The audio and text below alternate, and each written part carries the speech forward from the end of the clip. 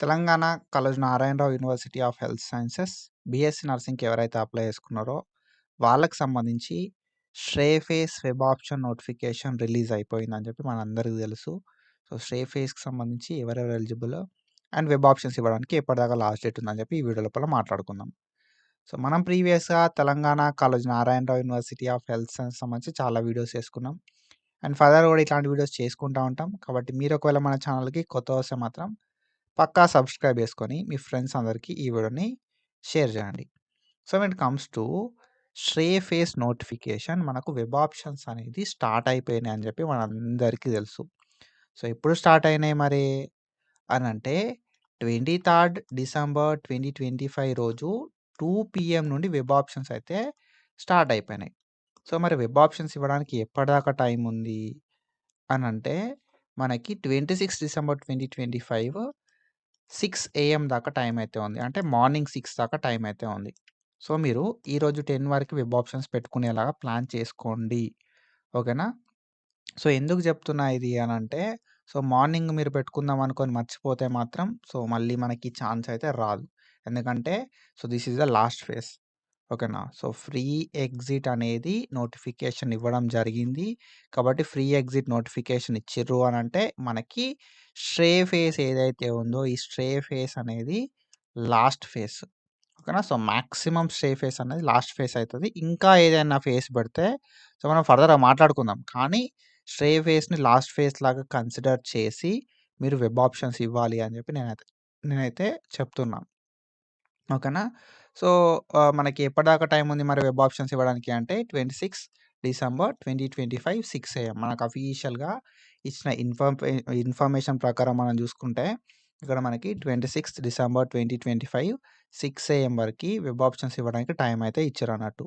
So, మనకి ఎట్లాంటి ఏది కూడా లేదు. ఓకేనా? సో, ఎట్లాంటి లైక్ కండిషన్స్ అయితే ఏం లేవు. మనకిక్కడ ఏమని ఇచ్చారు కదా అంటే మీరు ఫేజ్ 1లో సీటొచ్చి, ఫేజ్ 2లో సీటొచ్చి, ఫేజ్ 3లో సీటొచ్చి జాయిన్ కాకపోయినా గూడా ఎలిజిబుల్ అని జెప్పి ఇవ్వడం అయితే జరిగిందన్నట్టు.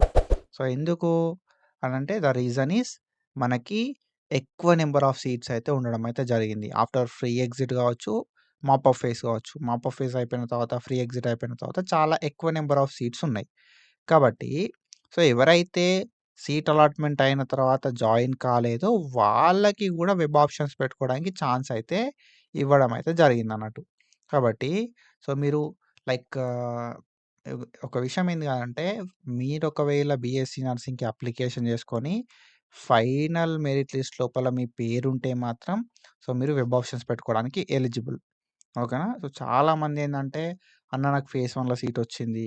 నేను జాయిన్ అయిపోయినా. ఇప్పుడు ఫేస్‌లో పార్టిసిపేట్ చేయొచ్చా? అనే డౌట్ తోటున్నారు. చేయొచ్చు. ఓకేనా? సో, మీరు ఫేజ్ 1లో సీటొచ్చినా సరే, ఫేజ్ 2లో సీటొచ్చినా సరే, ఫేజ్ 3లో సీటొచ్చినా సరే, మీరు ఫేజ్ 1, ఫేజ్ 2, ఫేజ్ 3 ఏ ఫేజ్‌లో సీటొచ్చి జాయిన్ అయినా సరే, you are eligible to give web options. ఓకేనా? సో, ఫేజ్ 1, ఫేజ్ 2, ఫేజ్ 3 సీటొచ్చింది. జాయిన్ అయినవు. కాలేజ్ స్టార్ట్ అయితుంది. కాలేజ్ పోతున్నావు. కాలేజ్ నచ్చలేదు. If you want to give web options in phase you are eligible.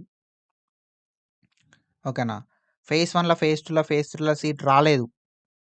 అయినా గూడా ఈ ఫేస్ లోపల వెబ్ ఆప్షన్స్ ఇవ్వడానికి ఎలిజిబుల్. వచ్చి జాయిన్ కాకపోయినా వెబ్ ఆప్షన్స్ ఇవ్వడానికి ఎలిజిబుల్. ఫైనల్ మెరిట్ లిస్ట్ లోపల నీ పేరుంది అంటే మీరు వెబ్ ఆప్షన్స్ ఇవ్వడానికి ఎలిజిబుల్. ఓకేనా? సో, ఇది అండ్ ఇంకొక విషయం ఏంది గదా అంటే ఫ్రీ ఎగ్జిట్ త్రూ బయటికొచ్చినోళ్ళకి గూడా వెబ్ ఆప్షన్స్ ఓపెన్ అయితున్నాయి. ఓకేనా? ఫ్రీ ఎగ్జిట్ త్రూ బయటికి ఎవరెవరైతే వచ్చారో వాళ్ళకి గూడా వెబ్ ఆప్షన్స్ ఓపెన్ కావడం అయితే జరుగుతుంది. సో, వాళ్ళు గూడా ఒకవేళ వెబ్ ఆప్షన్స్ ఇద్దామనుకుంటే వెబ్ ఆప్షన్స్ ఇవ్వండి. మంచి కాలేజెస్ మాత్రమే వెబ్ ఆప్షన్స్ లోపల ఇవ్వండి. ఓకేనా?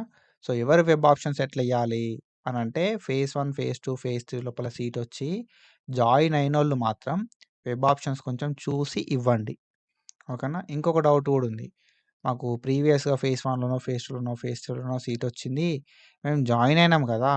మేము సర్టిఫికేట్ గూడా సబ్మిట్ చేసినాం కదా! మేము ఫీజ్ గూడా సబ్మిట్ చేసినాం కదా!